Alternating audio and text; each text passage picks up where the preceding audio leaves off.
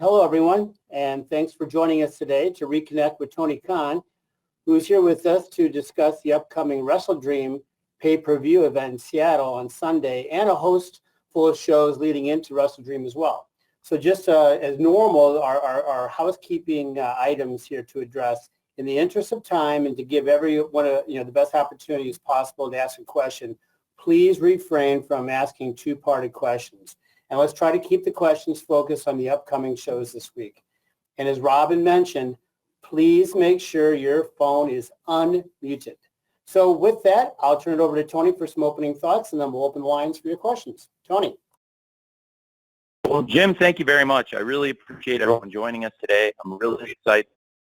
This Sunday is going to be one of the great nights in pro wrestling. I really believe it's going to be a great event. I'm excited about WrestleDream. Very excited to honor the legacy of the late, great Antonio Inoki. Very excited to announce that his family is really thrilled about the event, and they're going to be coming to Seattle to participate, which I think is just so great.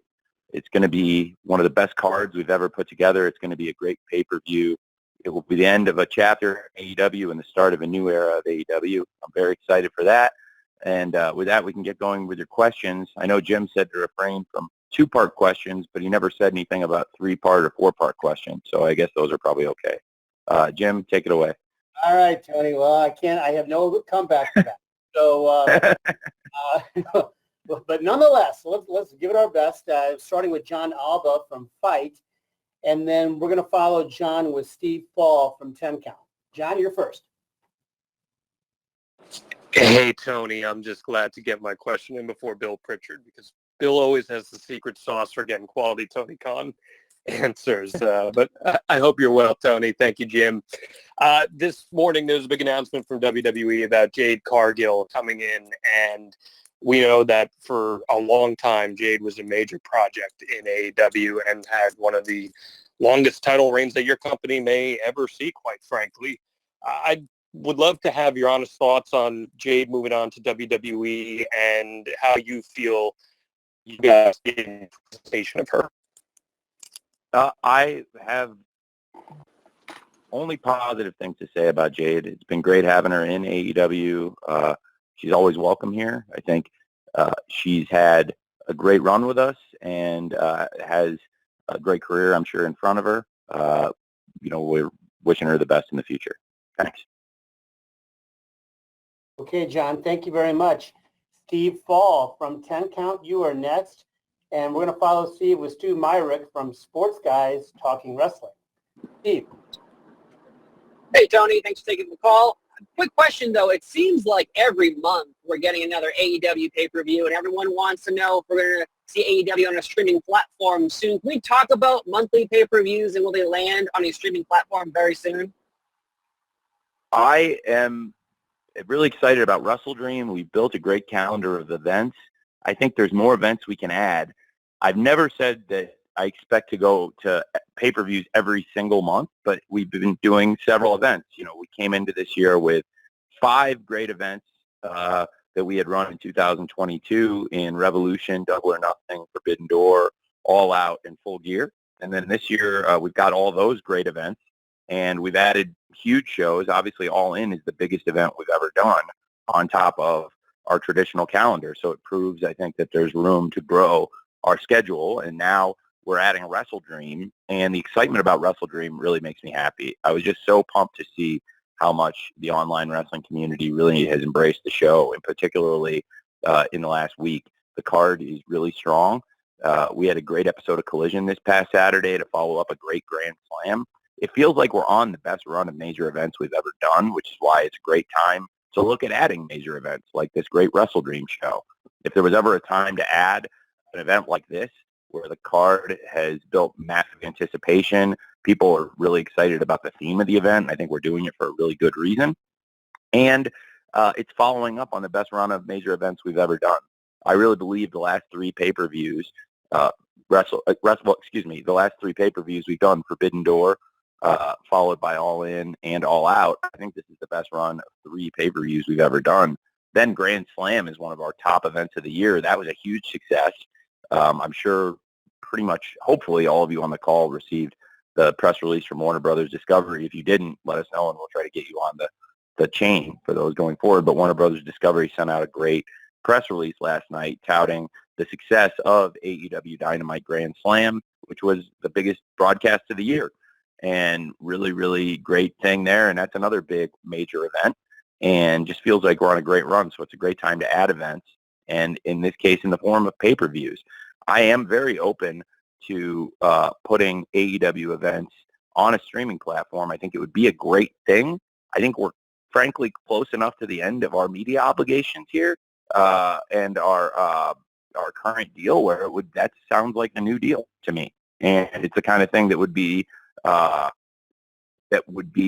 of a new media rights package, and that would be great for us. So it's something I would really like to do. It's outside the scope of our current contract, which is, for our live TV events and our pay-per-view events. And we've got something really great happening. It's been the best year, in my opinion, in the history of AEW, because you've got, not only have we been able to launch new events, with All In being the biggest thing we've ever done, setting the attendance record for ticket sales, and also being up there with our top pay-per-views of all time in sales. And now with WrestleDream, I really think this is a chance to add another new event to the calendar. I think we can continue adding great events, but I've never said I would put them every single month. I think there's a potential for more events, and what the cadence is, whether it's monthly or, 8, 10, 11, or 12. I haven't decided the exact number yet, but I do think there's an appetite for more events. Warner Brothers Discovery is really excited about doing more events. And right now, these are living on pay-per-view, but I do think there's great potential for all of our events to live on a streaming service. And right now, I mean, the top choice for that to me would be Max. I think it's an amazing platform, and we're working with Warner Brothers Discovery now, and I think there is great mutual interest in it. But like with all media deals where there's mutual interest, there's a lot of work that would need to go into it to figure out how that would pay everybody, because I have no interest in doing like a tryout. At this point, we've been doing this for 3.5 years. I'm not going to do a 6-month, 9-month tryout on streaming. I don't think that makes any sense for any of us. So, I think we built it to the point where there's a really, really big fan base for our major events. As we've shown this year, it's bigger than ever worldwide. And I think WrestleDream is a huge pay-per-view event, and it doesn't necessarily signify the beginning of a monthly pay-per-view calendar, but it is a new event that we've never done, and it's something very special. And I'm just really excited to be here to talk about it today, because I really believe in what we're doing with WrestleDream this Sunday, that it's going to be an amazing event, and I'm very proud that we're honoring one of the people who made AEW possible, who does not get enough credit in the world of pro wrestling, who doesn't get talked about enough, despite being one of the greatest promoters, and I think pretty much unanimously recognized as one of the all-time great wrestling minds and promoters in Mr. Antonio Inoki. And I'm thrilled that his family wants to participate in the event and help us honor a great legend. So very excited about the event. Thanks, Steve. Thank you, Steve. Stu Myrick from Sports Guys Talking Wrestling is next. He will be followed by Sean Ross Sapp from Fightful. Stu. Tony, thanks for the time. There were reports that Adam Cole may have sustained a leg injury last week during Grand Slam. Can you speak to that and his status regarding the Ring of Honor tag title match with him and MJF against Aussie Open? Well, I think it's you might be mistaken, Stu. Aussie Open, they wrestled. That's who they beat for the belt in England. They've got a match against the Righteous this weekend. The match against Aussie Open, I can comment on. It was great, and it was part of the greatest event we've ever done, but that was obviously back in August. The Righteous match, as of now, that is still slotted for the event, and Adam Cole didn't, he was a little bit ginger on that leg. Obviously, I think people saw, but we'll address that on Dynamite tomorrow. And very excited for tomorrow's Dynamite, being back in the Denver area, back in Colorado, back in Broomfield, which has been a great home to AEW. We've had some great events there, and it should be a great show tomorrow night on Wednesday Night Dynamite. And we'll address Adam Cole and everything happening at WrestleDream on tomorrow night's Dynamite. Thanks, Stu. Thank you, Stu. Sean Rossap from Fightful is next. Sean will be followed by Jim Barcelone at the Miami Herald. Sean. Hey, Tony, there were some very random rumors that actually emerged on, I don't even know where the hell they emerged from, that you had bought New Japan. Is there anything that you can confirm, deny, debunk, anything along the lines of that? I think a lot of that started with the end of an era, start of a new era comments. Well, I think it's really good that we've created a lot of speculation around WrestleDream, but I'm a little surprised as to how that speculation picked up, and specifically the transactional nature of it, because we have such a great partnership right now, and we're doing such great things with New Japan Pro Wrestling. So I was a little surprised to see that, and overall, I've really enjoyed working with New Japan Pro Wrestling. It's been nearly 2 years we've been partners now, and we've had 2 great Forbidden Door events, and we've sent a number of the top AEW stars over to Japan to wrestle at the Tokyo Dome on Wrestle Kingdom and other big events like Dominion and some of their top shows. We've worked together here in the U.S. There are people from AEW that have held belts in New Japan, and there's people from New Japan that have held belts here in AEW or in Ring of Honor. And I think, I want to continue that partnership for a very, very, very long time. And right now we have something very good going. So I'm a little surprised by all that speculation. I don't know where it came from exactly, but it's probably good timing to have a lot of speculation on the eve of WrestleDream. And I'm glad that we got a lot of people talking. Certainly that one video with all the great clips of Mr. Inoki and some of the top stars of today spliced in, I thought that got people talking. So that was a very positive thing. Thanks. Thank you, Sean. Jim Barcelone from the Miami Herald is next. Amy Nemedy from WrestleJoy will follow Jim. Jim.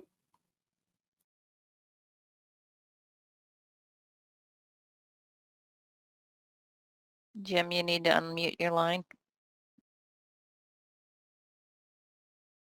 Okay, thank you. Thank you, Jim, Tony, everybody.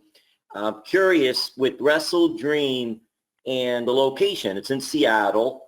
I'm just curious, were there thoughts of even holding this in Japan with the great Antonio Inoki, his legacy and all there, or in the future maybe even hold it in Japan, or no, wanted to make this in America? I thought this was a great event for the American fans to pay their tribute to Antonio Inoki. When I was a kid, I wore out a shirt. Basically I had 3 shirts when I was 13 years old that I was in a rotation pretty much. I had a Taz shirt, a Darth Vader shirt, and a Wrestling Peace Festival shirt. And I wore that Peace Festival shirt celebrating Antonio Inoki's event in Los Angeles all the time. It was a white shirt, and it had the card on the back, and I wore it so much. And it was a really cool thing to have wrestlers from companies all over the world coming together, and WCW was a big part of it at the time. And I think they were instrumental in making that event possible and having a lot of the top stars that were on the billing. And it just seemed to me now, the wrestling world has changed, but there are players that have come into the space, and there are some of the same players that existed 25, 30 years ago. And I just thought, now that Mr. Inoki's passed away, in particular October 1st, because this is the 1-year anniversary of his passing, I thought it would be something really special. I remember I was in a hotel room working on AEW on the road when I heard that Antonio Inoki had passed away, and I filed the date away. And I thought it would be really a great thing in October 1st to look for a venue, and Seattle is really ideal because there are wrestlers coming from Japan, and that's a relatively, compared to a lot of the places we could have held the event in North America, that's probably a shorter flight for them than other places. So I think there's positive things about it there. So Seattle seemed like a perfect venue in America to celebrate a wrestling promoter who, most of the business he did was in Japan, but he conducted business worldwide, and he did a ton of business in America. And he's also one of the reasons that strong style pro wrestling, junior heavyweights, and a lot of the great international pro wrestlers we saw on American television when a lot of us were kids. He's the one who brought him here. And so I thought it was very fitting to celebrate the event in America as part of the AEW schedule and build something that I think can be an annual event and hopefully celebrate him every year, because Inoki really deserves that. Thank you. Thanks, Jim. Amy Nemedy from WrestleJoy comes next, followed by Bill Pritchard from WrestleZone. Amy. Hi, Tony. I wanted to talk a bit about Bryan Danielson and Zack Sabre Jr., two of the best technical wrestlers in the world. This is a match that puts the dream in WrestleDream. So they haven't faced each other, though, in nearly 15 years. Bryan beat Zack back in 2008, and Zack returned the favor later in 2009. Zack Sabre Jr. has dubbed this match, quote unquote, submissions in Seattle, and vows to, quote, end Bryan's career in his pursuit of truly becoming the best technical wrestler in the world. Can you talk about the stakes of this match, as well as the significance of seeing the likes of Bryan Danielson and Zack Sabre Jr. face each other in such a high-profile match at WrestleDream? Thank you. Yes, thank you. Well, I'm very excited for the match. Submissions in Seattle. That's a hell of a name for this event and a hell of a name for this big match. It is definitely, in my opinion, a dream match. There was tons of anticipation. There was worldwide buzz around last year's Forbidden Door, and one of the matches we were planning to have at the event was Bryan Danielson versus Zack Sabre Jr., and there was a lot of people clamoring for that match. As you said, they had not wrestled in well over a decade, and it's amazing how far both of them have come since then. I mean, both of them have just not only in their careers, certainly they've accomplished a lot, but also physically, they've really built their bodies up. These are different wrestlers than they were when they wrestled 15 years ago. And Bryan Danielson, one of the biggest stars on the entire planet, one of the most recognizable pro wrestlers in the world. I think Bryan Danielson, certainly one of the most important people in AEW, and then he's facing off against Zack Sabre Jr., certainly one of the most important people in New Japan Pro Wrestling. And they both possess a mastery of grappling. They both have, I think they both have got probably the most complete skill sets of any technical wrestler. And I think the fans would agree with that. And that's why when the fans have voted for the best technical wrestler, it's almost always going to be Bryan Danielson or Zack Sabre Jr. for the last 15 years, I would say.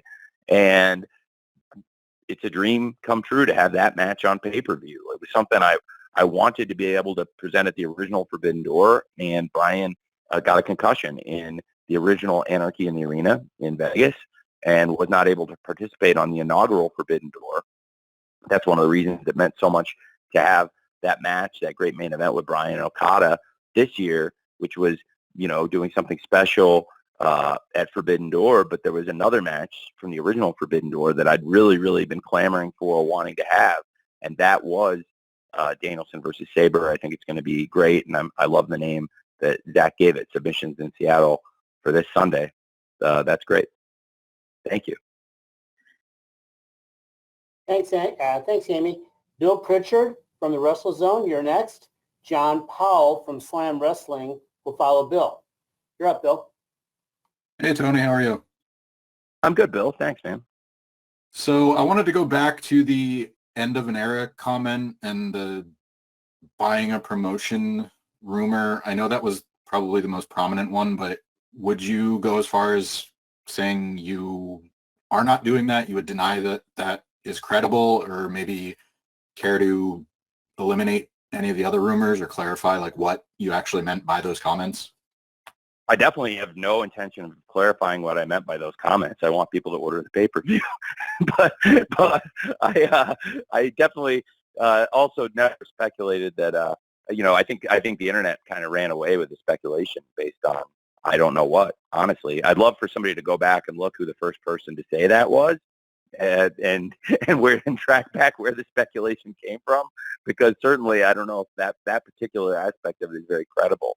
There's dots you can connect in wrestling, and there's things I'm very excited about that we've been doing, and I think I've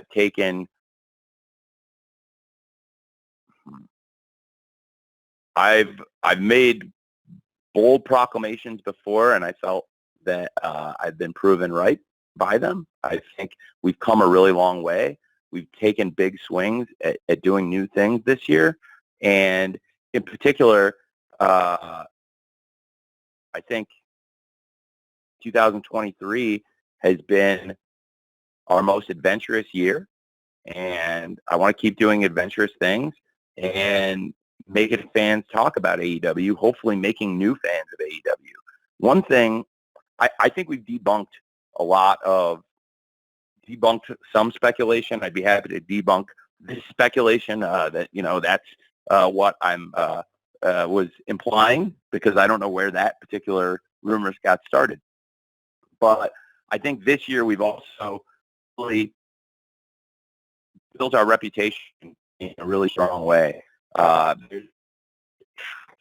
we've gotten to the point where they're basically like town criers. Like, if somebody's going to tell you AEW doesn't do good shows, you might as well put a tinfoil hat, because that's got about as much credibility as somebody saying that AEW is not doing the best shows right now. If you're not watching, that's fine. You can say you're not watching them, but to question the credibility of how they are, it's BS, because we're doing the best shows. I think from Forbidden Door to All In to All Out, I think Grand Slam was a great event, and the Collision this week was probably the best episode of Collision we've ever done in the first 15 episodes of the show so far. So we're doing great things. People would say AEW doesn't tell stories. Okay, well, again, show me that you don't watch the product, because nobody's telling more stories in pro wrestling right now than AEW, and I'm really excited about some of the stories we're telling. And something I'm very proud of is when our back's against the wall, we do great work here as a company. There's a lot of really hardworking people here, and unfortunately, over the years, we've had to change things due to injury or other circumstance. And I think we've always shown, whether it was injury or something, at times even tragic circumstances, we really roll with the punches and put great shows on. And right now, I feel like we've never been more organized. There have been some challenges and continue to be some things that pop up along the way, but the quality of the show has never been stronger. And look, it happens in football too. You have players get injured, and nobody has. You have to go out and play the next play. You have to go out and play the next quarter, the next half, the next game, and the rest of the season, sometimes without these players. And, you have a game plan. Nobody feels bad for you that your game plan got knocked off script because some of the players got knocked out of the game. You just have to keep going with whatever script you can put together. And I think that's true whether it's in football or wrestling. But, I'm very, very happy with what we're doing right now. So without completely spilling the beans on everything I'm working on or everything I see for the future, I do think it is really going to be the start of a new era of what we're doing with AEW, and I'm very excited about that. Thanks, Bill. Thank you, Bill. John Powell from Slam Wrestling has a write-in question, which I'll read in a minute. And then I'll ask Dave Meltzer from the Wrestling Observer to follow this write-in here, Tony. What are your thoughts on Eddie Kingston versus Katsuyori Shibata? On many levels, this is a dream match between two of the toughest in the business. What a great match. What a great match.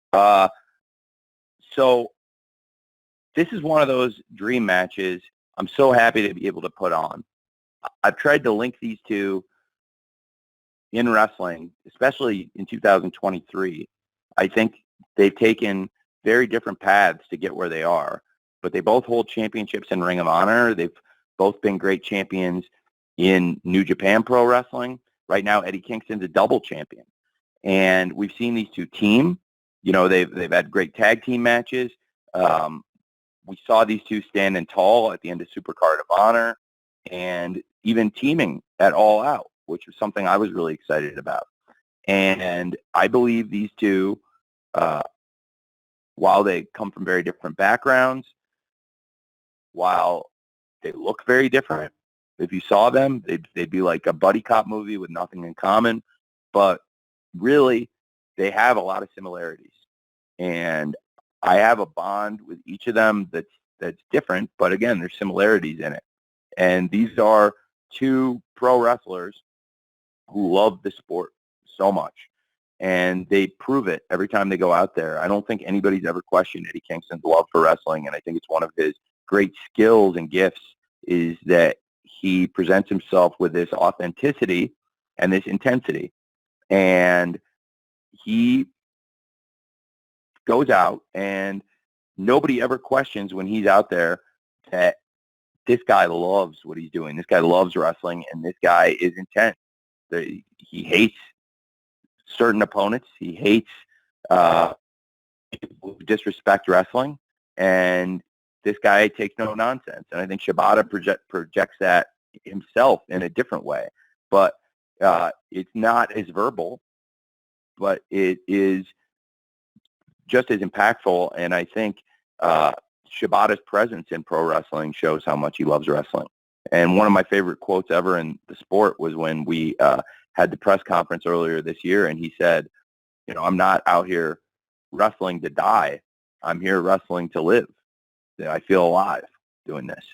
And in particular, in recent months, more so than ever, he feels more connected to his craft, to the sport, to the fans than he ever has. I think it means a lot to Shibata to come to America and do top tier American wrestling, to be in these venues, to be fighting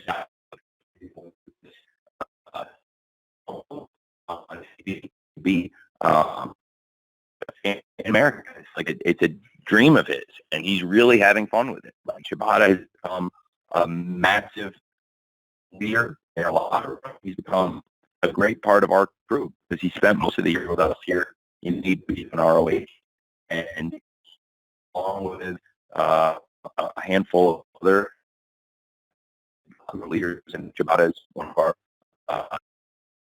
generals backstage.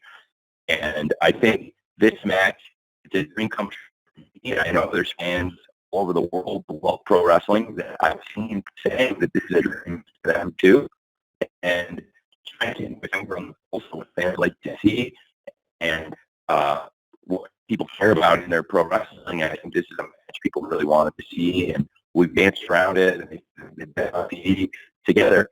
And with that time to see one-on-one, and it's going to be now a huge win, a double champion. This could be a double title match, and Shibata has a chance to create a new triple crown in international pro wrestling, which I thought is really exciting.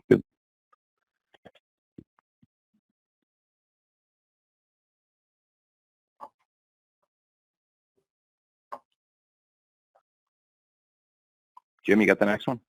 Yeah, you know, Tony, we're having a little bit of connectivity problems there with you, so we'll maybe just check on your end to make sure you're all clean, and we're going to continue here with Dave Meltzer from the Wrestling Observer, and following Dave will be Liam Crowley from comicbook.com. Let's give it a shot. Dave? Tony, how you doing? I'm great, Dave. Thanks. I really appreciate it. Hope you're doing well, too. Yeah, thanks. I was just going to ask you, I mean, one of the big questions and one of the big rumors going around has to do with the ownership of the company and WBD. And is there any negotiations going on or anything to, do they own a minority piece, or is there any negotiations going on in that direction? Well, it's something we talked about a lot. There's been a lot of conversations about that. And it's, you know, it's always been something I've been open to. And, you know, between Warner Brothers Discovery and myself, a lot of the financial and structural details of our partnership we've been able to keep between us. But there are things I've always said to be true, that I own 100% of the voting stock in this company, and that I have 100% of the decision-making power in the company. And I've been open to taking on additional partnerships or things of that nature. But we have a really great deal right now with Warner Brothers Discovery, and I would love to have an even longer agreement. And as for them and their stake in the business, I mean, that is something that would be between us.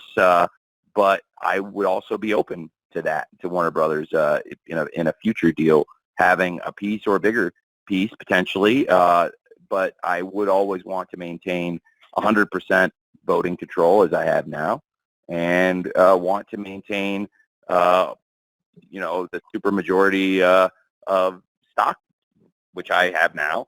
So I think these are things that are really important to me. But in a future deal, I mean, these are things, I would be open to. There's nothing bad about it. I mean, we've seen in pro wrestling this year a change of control. I have no interest in a change of control. Would I be interested in taking on additional investment? Yeah, potentially, but it would have to be at the right numbers, and it would have to make sense for us based on how much our business has grown this year.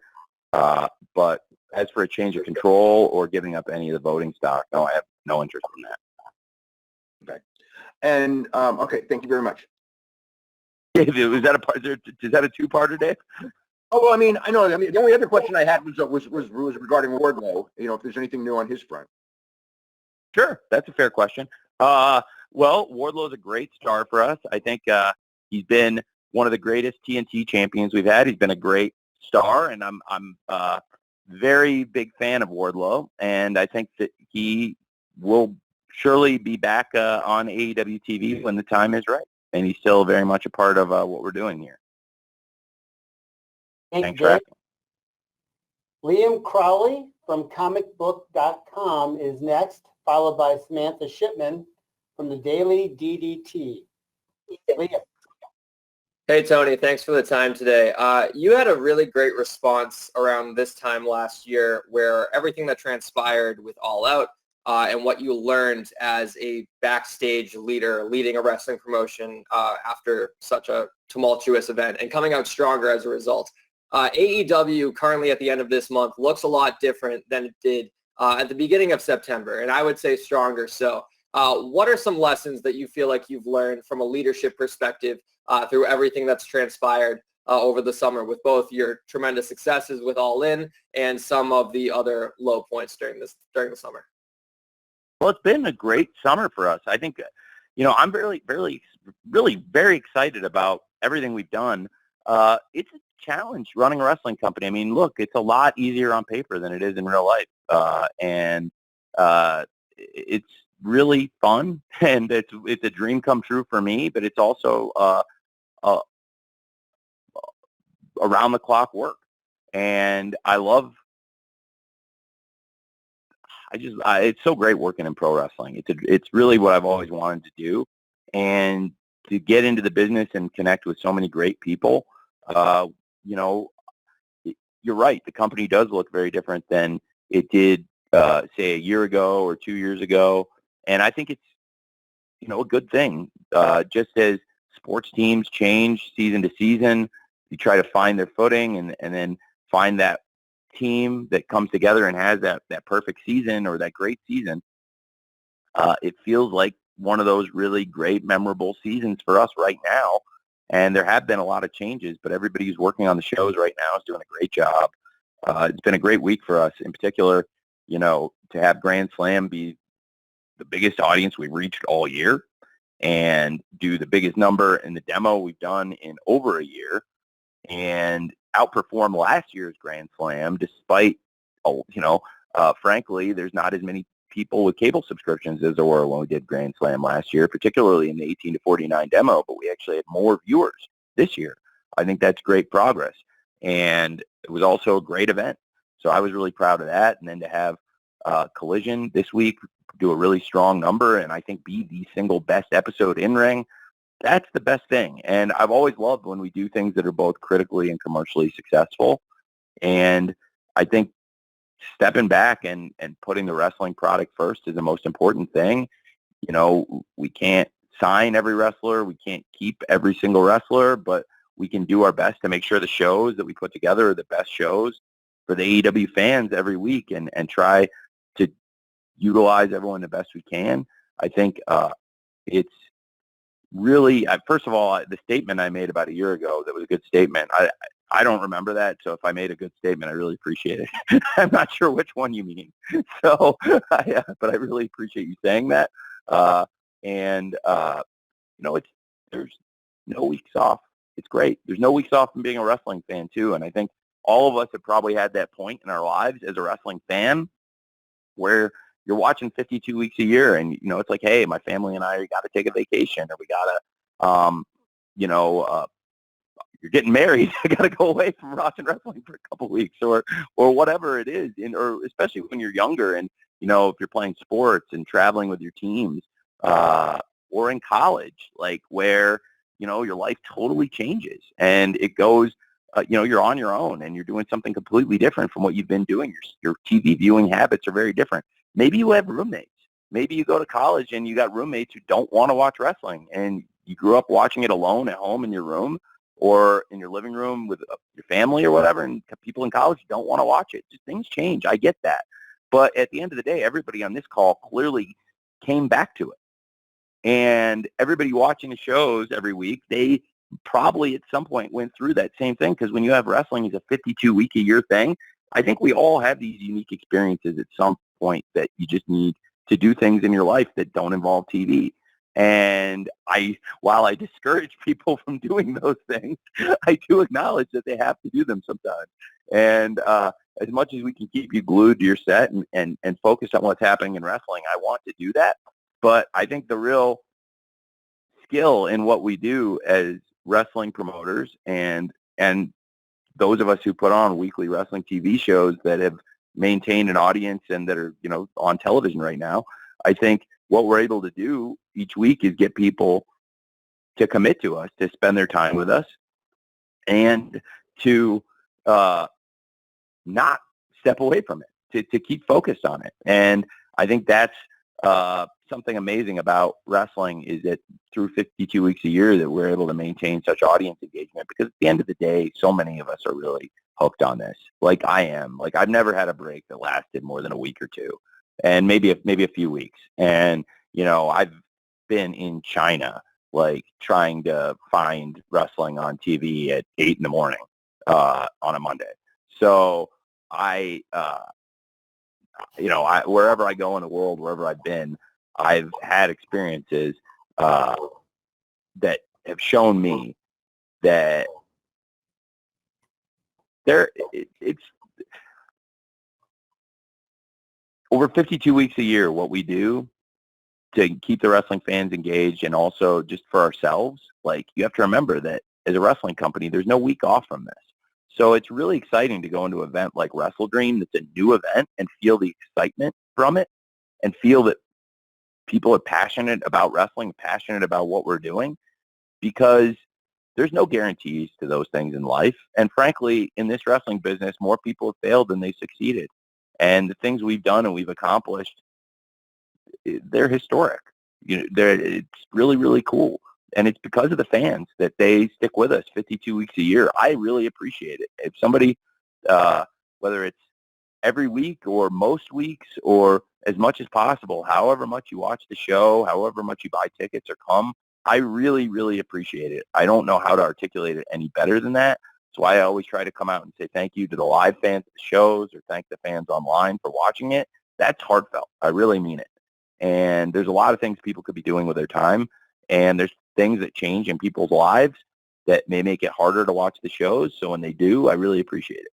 So I guess that's probably the biggest thing is, look, there's like no weeks off for us from this. Some of the people might get a week off here and there, but, for me, there's no weeks off from this. And for a lot of the people, there aren't. And I think that's awesome. I love it. I wouldn't want it any other way, because that's what wrestling is. Thank you. Well said, Tony. Thank you, Liam. Samantha Shipman from the Daily DDT is next. And we're going to follow Samantha with a write-in question from Ella J. from A Wrestling Gal.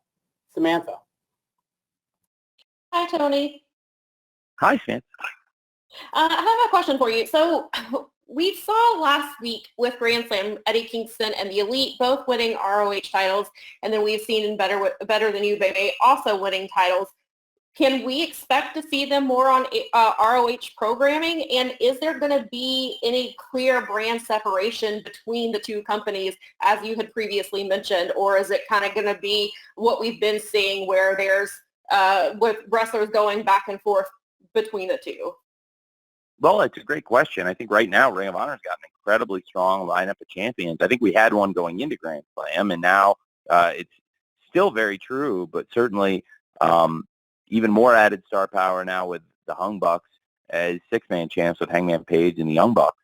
And they had been the six-man champs of ROH in the past. I think it's amazing that they hold those belts again. That's three of the top stars in wrestling, and it's great for ROH. I mean, when you look at the roster of champions in ROH right now and compare it to a few years ago, there's no question ROH is, in my opinion, the strongest it's ever been, and certainly it's night and day from where it was, say, 3-4 years ago. And as for the ROH shows, I really enjoy them. I think we've had some really great wrestling. There's really fun things happening on the shows week to week. If you don't have a subscription to watch ROH.com, there's weekly shows on there that we put on Thursdays. It's really fun wrestling TV. We're having a great time with it. And you are going to see more of those top stars now that they've won titles competing on that show. So, yes, you will see that. And also there's great things with people who have held titles for a while now on the show. I mean, Shibata has wrestled many times on the show, just had a great match with Nick Wayne last week.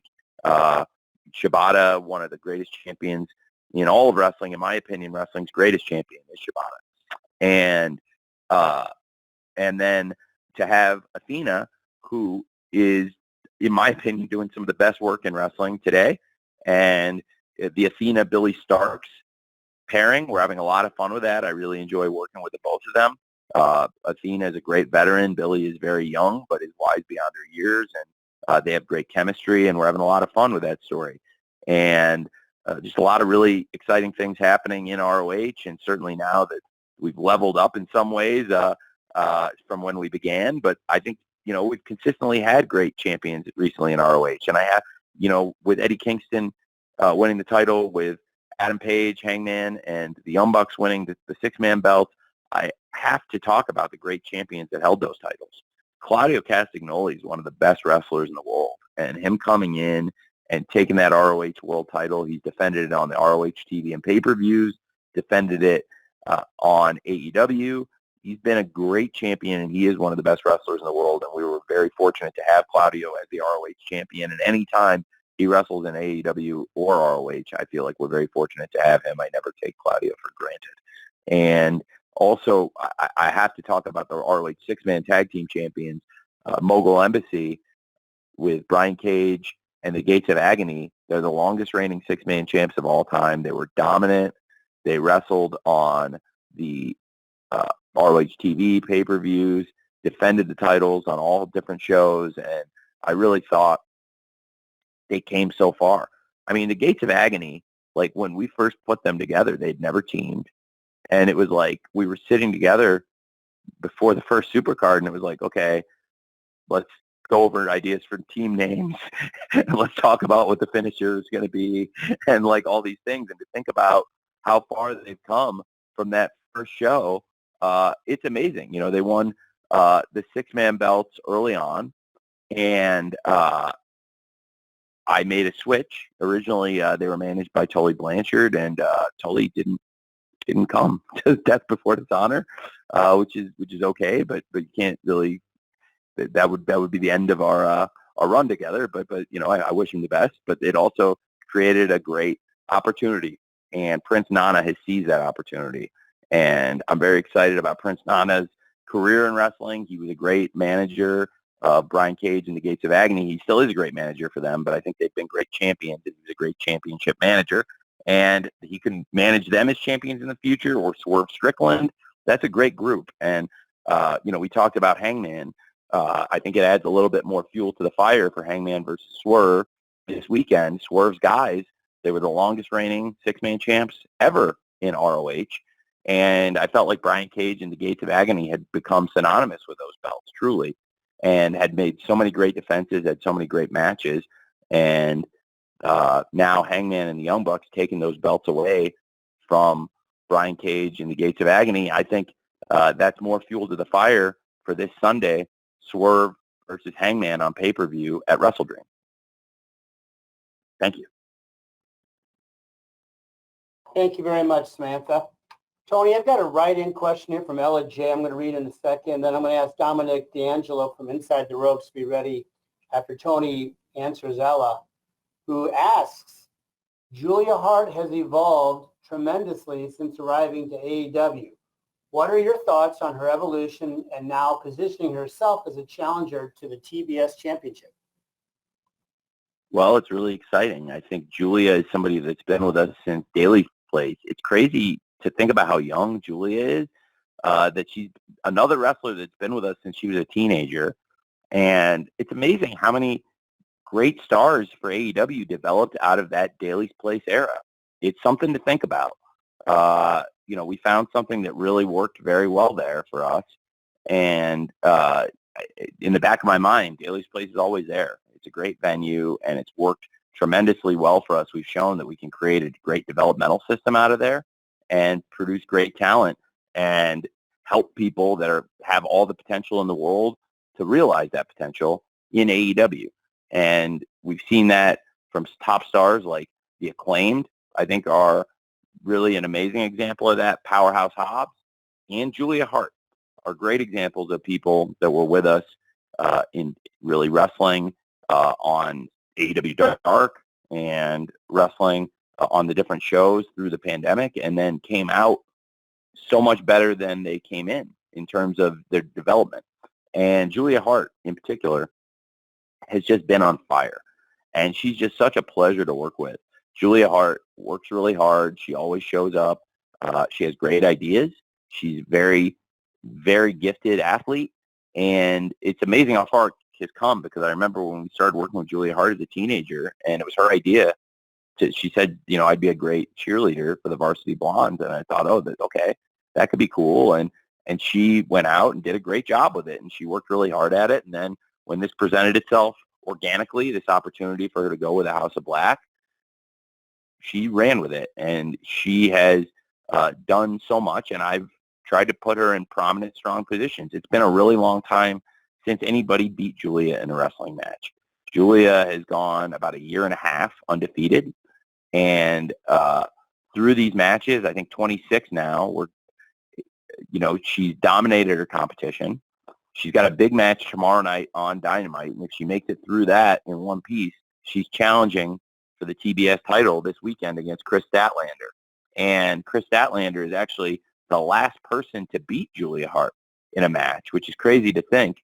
But Julia has been on this crazy run for so long. And look at the video of the last time Julia lost the match to Statlander. And Julia was in the middle of a major transition in her persona. She was still the cheerleader, but she was wearing the eye patch. And it was the start of the next phase of Julia's career. And what she's become is a top star. And it's really exciting to see. I love working with Julia.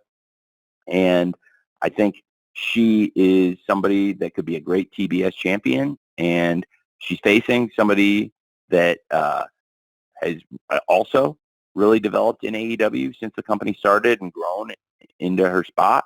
I think it's a great match for WrestleDream, Statlander versus Julia Hart. And I'm very excited for that one on Sunday in Seattle. Thank you. Thank you, Ella.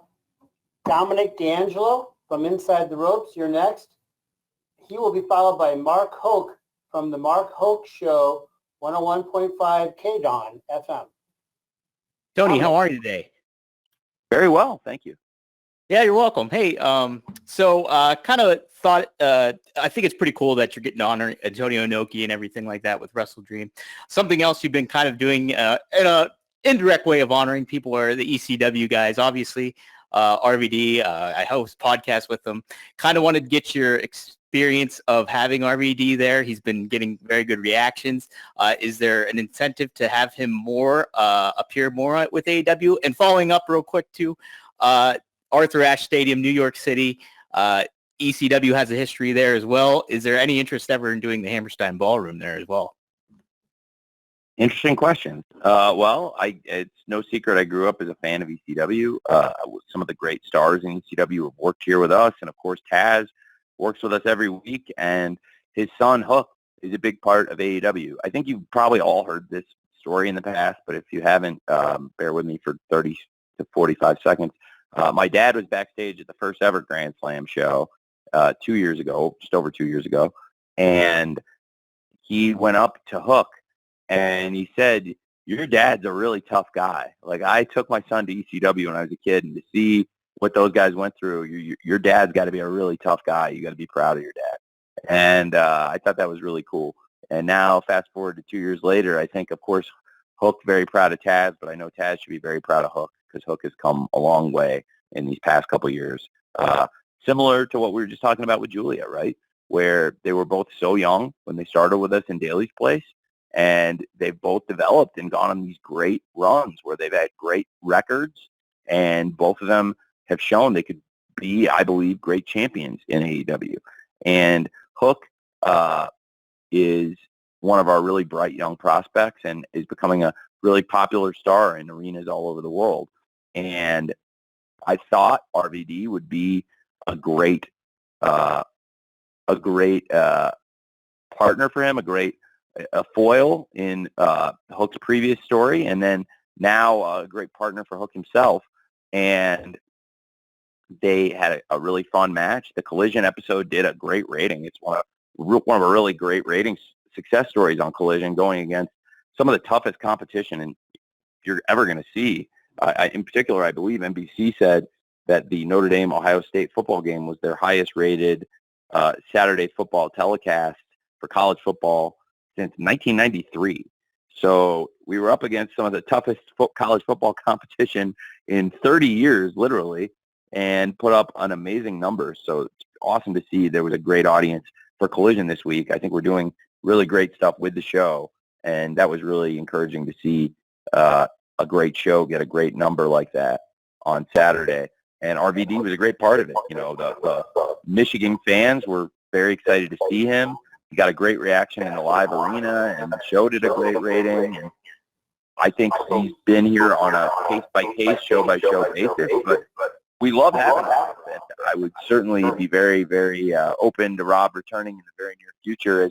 As we said when I saw him this past weekend, he's doing a great job, and we'd love to have him back. So great to have Rob here anytime he's available to do it, and anytime it makes sense for everyone. Thanks. Thank you, Dominic. Mark Hoke from the Mark Hoke Show, 101.5 KDON FM, is next, to be followed by Brandon Thurston from WrestleNomics. Mark. Hi, Tony. Good to talk to you again. You too. Thanks, man. Yep. Question about MJF. There have been a lot of talk over the past couple of years about positioning MJF as a face as opposed to being a heel. And now with what's happened with the Better Than Bebe phenomenon taking off, what presentation position do you guys see MJF holding moving forward?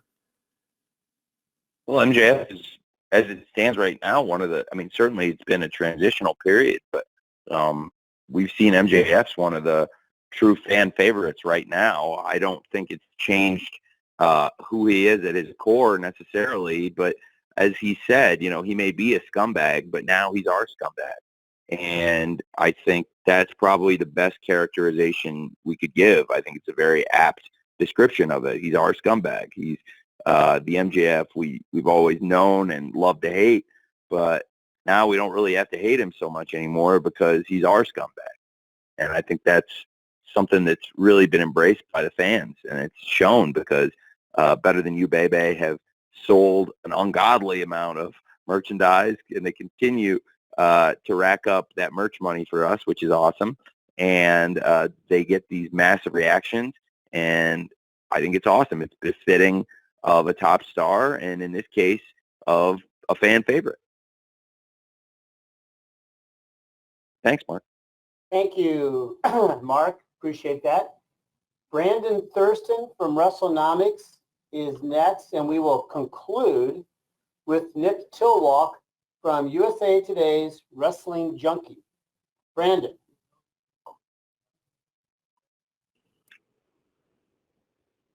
Hey, Brandon. Brandon, you need to unmute your line. Hi, Tony. Thanks for the time. Hey, Brandon, my pleasure. With the news that Fox is not renewing SmackDown, do you see Fox as a potential bidder for AEW rights?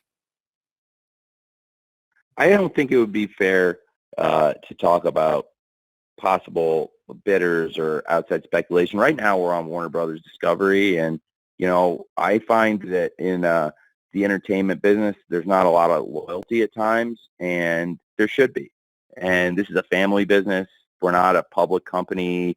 I'm not, even if I get punched in the face with circumstances, it doesn't mean that I'm going to take it out on the staff by cutting 100 staff or laying off 30 wrestlers. And I really care about the people here, and I would, I would do anything I can to protect the jobs and the livelihood of the people that work here. And that's a family business, and that's the difference between a family business and a public company in a lot of ways. And not every family business has those principles, but we do, and that's just how I was raised. And I have to say that I feel like there's not enough loyalty in the entertainment business, where yes, it's no secret, and it is a business.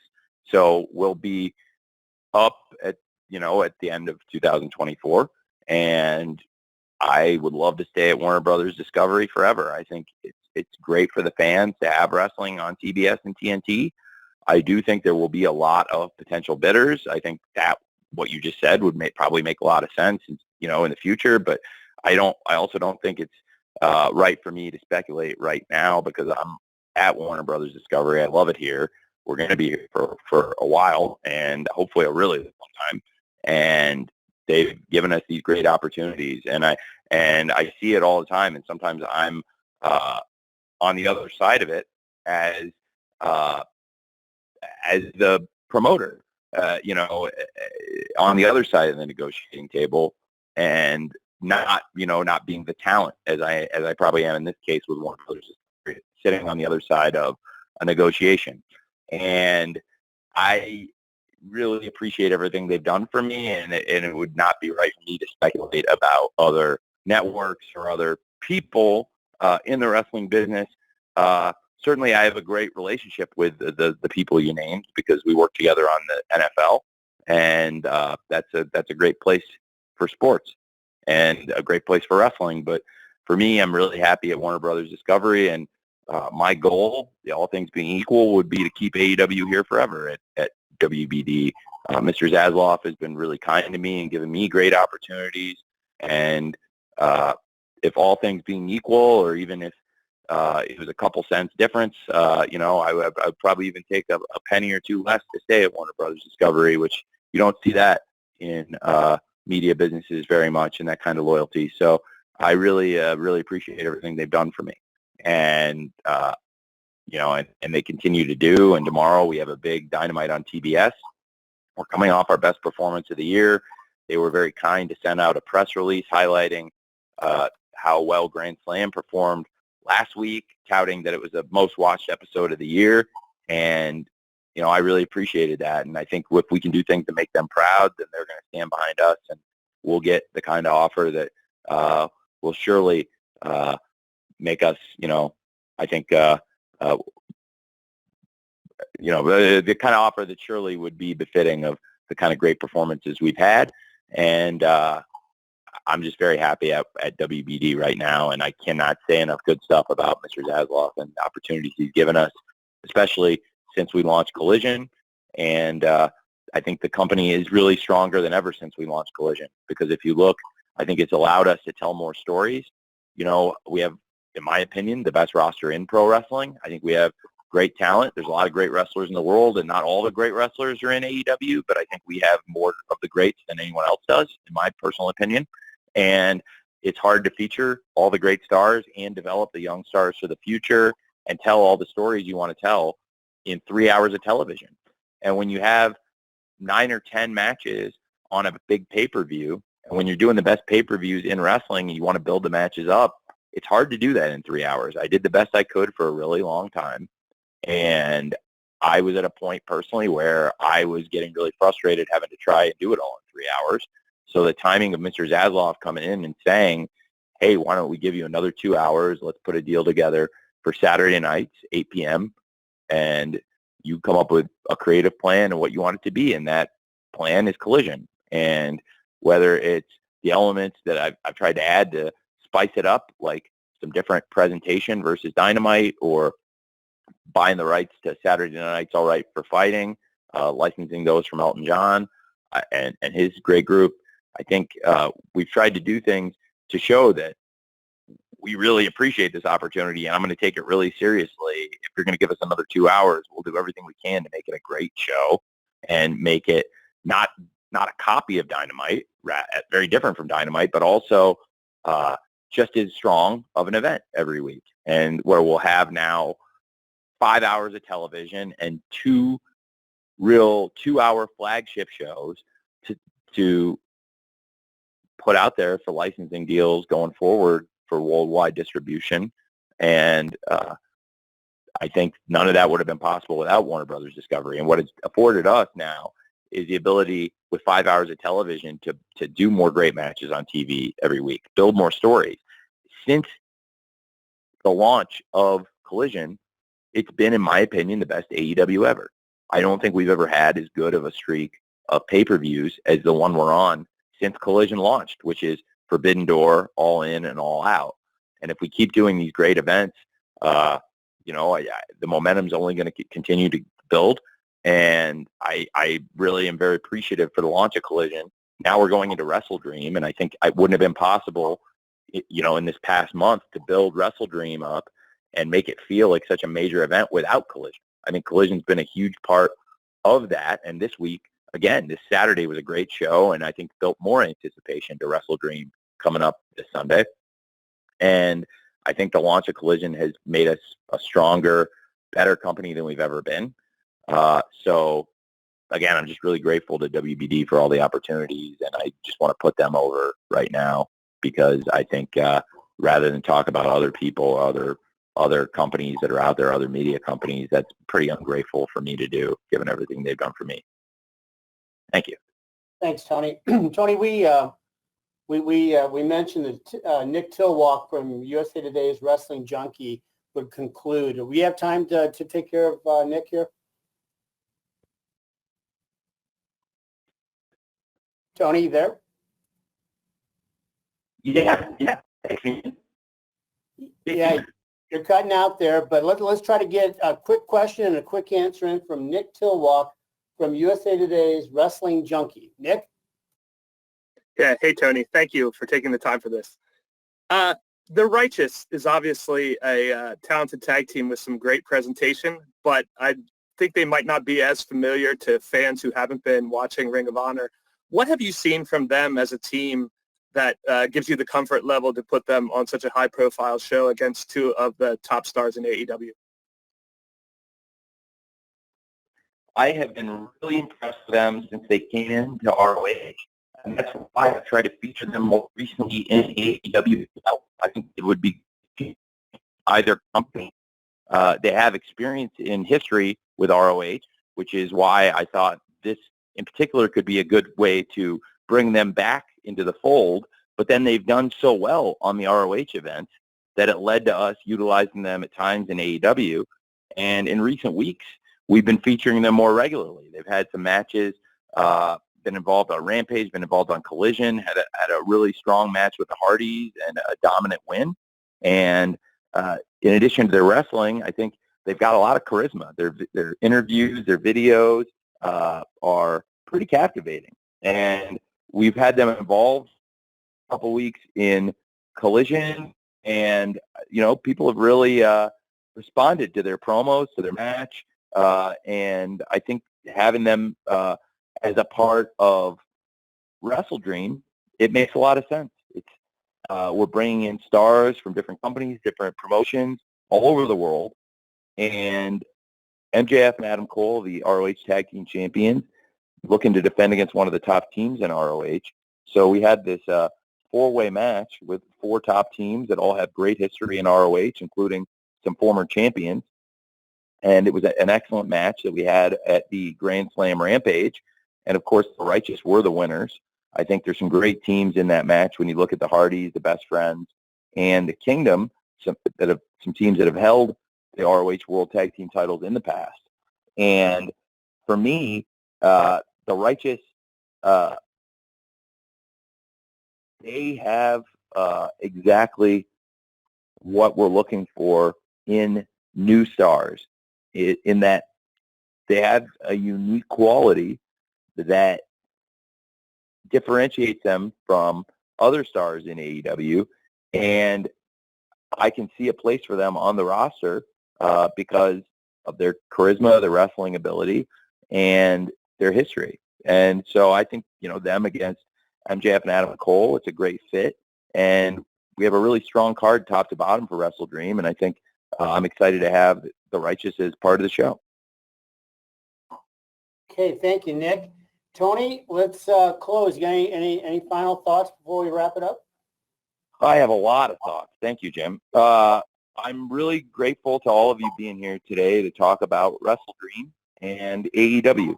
We've got a great show coming up tomorrow night in Denver, Wednesday Night Dynamite, technically in Broomfield, but right outside Denver. And then we're heading up to Seattle for WrestleDream. It's a really important week for the company. None of this would be possible without all of you. And I know I say it pretty much every call, but I mean it, and it's important. I'm really grateful to all of you sitting through this and transcribing it, asking questions, and covering AEW because, none of what we've done would have been possible without you. When we started AEW, as many of you recall, because a lot of you were around, there was no TV. We were really reliant on you and your coverage and the online wrestling community to disseminate word about AEW and to help us create the buzz. And I'm very, very appreciative of you all. I try to follow your commentary and your thoughts, and it feels as if the spirit around AEW, it feels as if the vibe around AEW is incredibly positive right now. It feels like we've done a great streak of shows for you all, and that makes me really happy because before I was a wrestling promoter, I was a wrestling fan, and I read your coverage. A lot of you, the people ask me questions today, were the people I turned to learn about wrestling. And when we do shows that you think are good, that makes me really proud. And, I'm doing my best for the fans, and that includes all of you. And I've said it multiple times today, but I feel like we're on our best run since Collision started. The pay-per-views have gotten better, and I believe better than ever. And what we're doing this Sunday is really important. I think a lot of you on the call are historians of wrestling. And if it was another wrestling promoter, I suspect you would be questioning my motivations. Why is he doing this? Is this a cash grab? Trying, things like that. But not one person has said that to me or really indicated that to me, which I take a lot of pride in because, look, people are very skeptical these days, and they should be. I think there's a lot of things to be skeptical about in the world, but this is not one of them. And we've had no skepticism, and I think that speaks to how pure our love of wrestling is, and the fact that I think people really see that this is a good thing we're doing to honor Antonio Inoki with a great wrestling card. And sure, I'm running a wrestling show for profit here, but I also think in doing so, we're honoring a great legend and doing something that will mean a lot to a lot of people. I also expect it to be one of our best wrestling shows. So I hope to see many of you in Seattle, maybe at the Scrum afterwards. If I don't see you in person, hopefully we'll see you either in Los Angeles at Full Gear or somewhere on the road. But just can't thank you enough for participating in this call and the kind words recently about what we're doing with AEW. And hopefully we'll catch you all soon. Jim, thank you for moderating this, and I really appreciate you holding this thing together, and look forward to seeing you two soon. And thanks, everybody. Hope you all have a great day. Yeah, thank you, Tony. and just to echo, thanks to everybody here. We are at the end of our time, so we're going to be distributing the audio recording here to everyone shortly. As always, 1,000 thanks for being a part of today's call, and just everything that Tony said, we say. So we're looking forward to seeing you in Seattle this weekend and joining us throughout the entire week for a great week of AEW programming. And hope to see you in Seattle, and best wishes to everybody. Best to you. Bye-bye.